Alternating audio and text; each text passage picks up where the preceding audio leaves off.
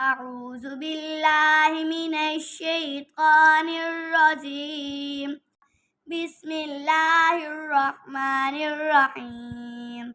قال رب إني قتلت منهم نفسا فأخاف أن يقتلون وأخي هارون هو أفصح مني لسانا فأرسله معي يرد أن يصدقني إني أخاف أن يكذبون.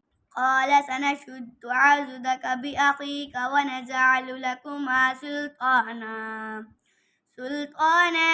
فلا يصلون إليكما بآياتنا أنتما ومن اتبعكما الغالبون. فلما جاءهم موسى بآياتنا بينات قالوا ما هذا إلا سحر مفترى وما سمعنا بهذا في آبائنا الأولين. وقال موسى ربي أعلم بمن جاء بالهدى من عنده ومن تكون له عاقبة الدار إنه لا يفلح الظالمون.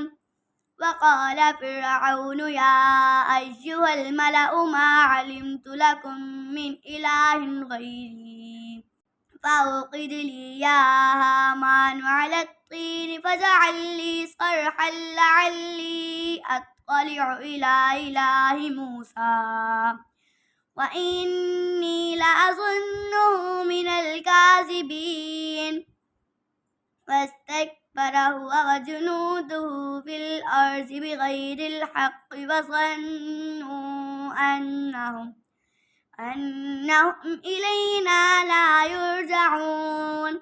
فأخذناه وجنوده فنبذناهم في اليم فانظر كيف كان عاقبة الظالمين. صدق الله العظيम. अगर वीडियो अच्छी लगे तो इस वीडियो को लाइक करें, शेयर करें, कमेंट करें और हाँ, इस चैनल को सब्सक्राइब करना ना भूलिए। अल्लाह हाफिज़।